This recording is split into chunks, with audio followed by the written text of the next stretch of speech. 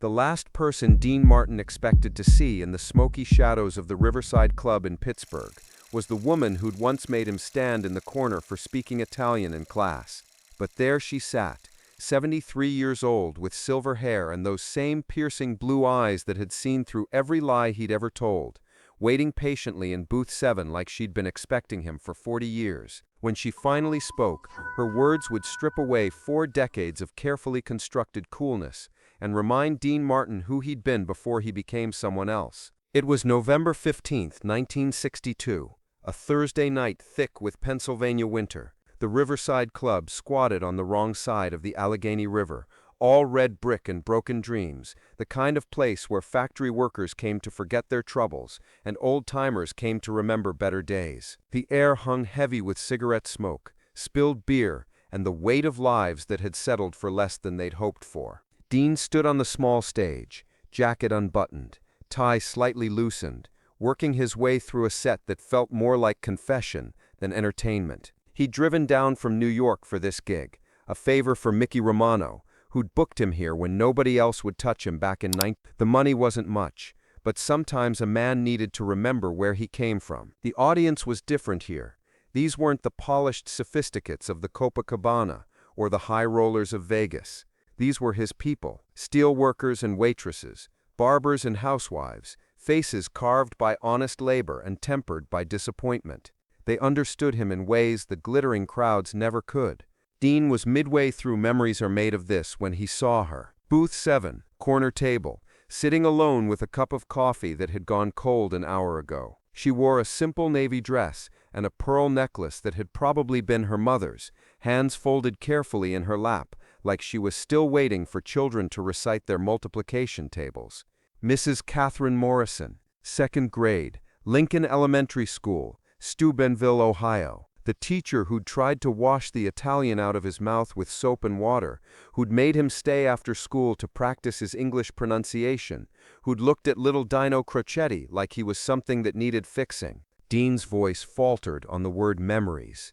The band kept playing, but Dean had stopped singing. He stared across the smoky room at the woman who'd haunted his childhood dreams, who'd made him ashamed of his father's accent and his mother's broken English, who'd convinced him that being Italian was something to hide. The song ended to scattered applause. Dean set down his microphone with shaking hands. "Ladies and gentlemen," Dean announced, his voice uncharacteristically unsteady, "we're going to take a short break. Don't go anywhere." He walked off stage without looking back, but he could feel those blue eyes following him. In the narrow hallway behind the club, Dean leaned against the brick wall and tried to light a cigarette with hands that wouldn't stay still. Mickey Romano appeared, concerned. "Dean, you okay? You look like you seen a ghost." Dean exhaled smoke that seemed to carry the weight of 40 years. "Maybe I have, Mickey. Maybe I have." He thought about walking out the back door, getting in his Cadillac, and driving back to New York without a word. He'd built a career on avoiding uncomfortable truths, on sliding past complications with a joke and a smile. But something in those blue eyes had called him to account. Dean stubbed out his cigarette and walked back into the club. Mrs. Morrison was still sitting in booth 7, hands still folded, waiting with the patience of someone who'd spent 50 years teaching children that eventually everyone comes to the front of the classroom. Dean approached her table slowly, like a student who'd been caught passing notes. Up close, she looked exactly like he remembered, only smaller somehow, as if the years had compressed her without diminishing her authority. "Hello, Dino," she said quietly. The name hit him like a punch to the stomach. Nobody called him Dino anymore. That boy had died the night he signed his first recording contract as Dean Martin, buried under layers of manufactured coolness and careful reinvention. "Mrs. Morrison." Dean's voice was barely above a whisper.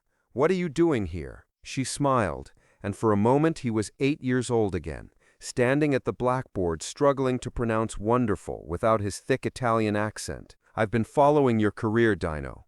From the very beginning. I was at the parish hall when you sang for the first time. I was there." Dean remembered that night. October 1941, the church fundraiser where Father O'Brien had convinced him to sing for 50 cents and a piece of his mother's apple pie. He'd been terrified, 17 years old, and certain he'd make a fool of himself in front of the whole neighborhood. You probably don't remember. Dean started. I remember everything, Mrs. Morrison interrupted. I remember a little boy who came to school speaking more Italian than English. I remember how the other children teased him for being different, and I remember what I did about it. Dean's chest tightened.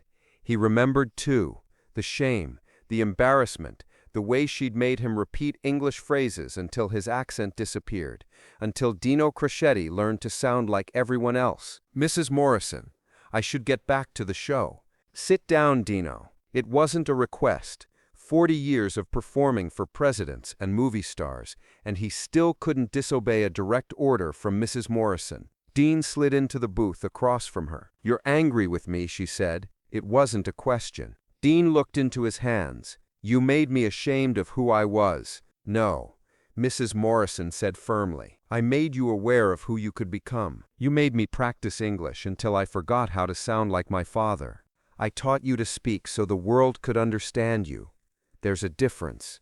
Dean looked up at her, and for the first time in 40 years, he let himself remember the boy he'd been before he learned to hide behind charm and manufactured indifference. Do you know what you did to me? Dean's voice was raw now, unguarded. You made me believe that being Italian was wrong, that my family's way of talking was something to be ashamed of. I spent years trying to erase every trace of where I came from. Mrs. Morrison reached across the table and placed her weathered hand over his manicured one.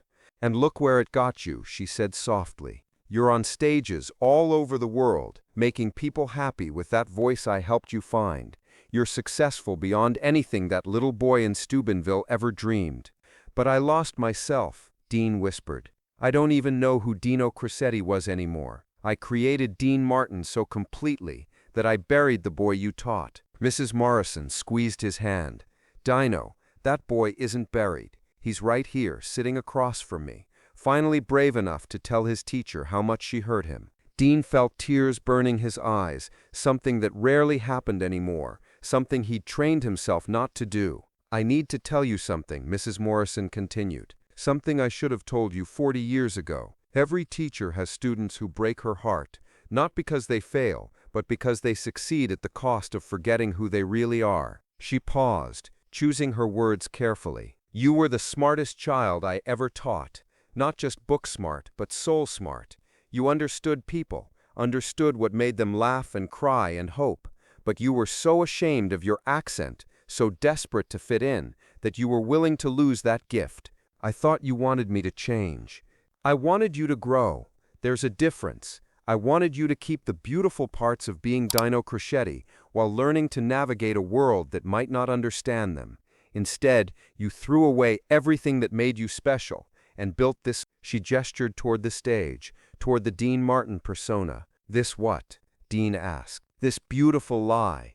This perfect performance of coolness that keeps everyone at arm's length so they can't see how much you're hurting inside. Dean stared at her. How could she see through 40 years of careful construction so easily? Mrs. Morrison, let me finish, she said. I made a mistake with you, Dino. I was so focused on helping you succeed in America that I forgot to tell you that your heritage, your family, your real self, those things weren't obstacles to overcome. They were gifts to share. Mrs. Morrison opened her purse and pulled out a yellowed piece of paper.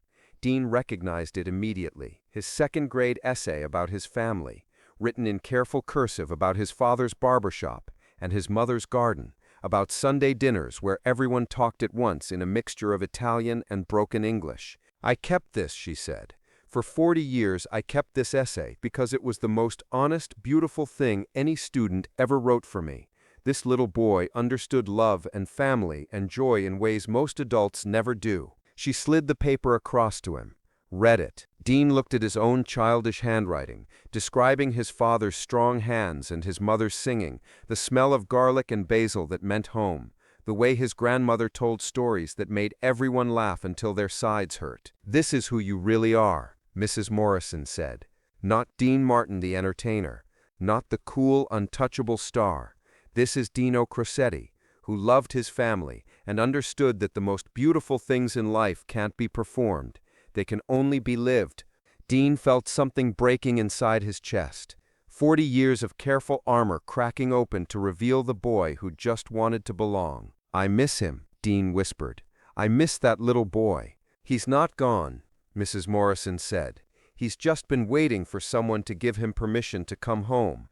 Dean looked up at her, tears streaming down his face now, not caring who might see the perfectly composed Dean Martin falling apart in a working-class bar in Pittsburgh. "Mrs. Morrison, I'm dying, Dino." The words hit him like cold water. She said it matter-of-factly, the way she used to announce pop quizzes. "The doctors say 6 months, maybe less. That's why I came. I couldn't die knowing I'd helped kill the most beautiful spirit I ever encountered in a classroom." Dean reached across the table and took both her hands in his. "You didn't kill anything. I made those choices. We both made choices, but it's not too late to make different ones." She looked toward the stage where the band was waiting, where the audience was wondering when Dean Martin would return to entertain them. "Go back up there," she said, "but this time, don't perform. Just be.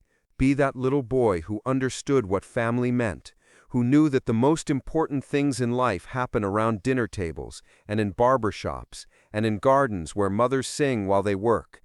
Dean kissed her hands and stood up.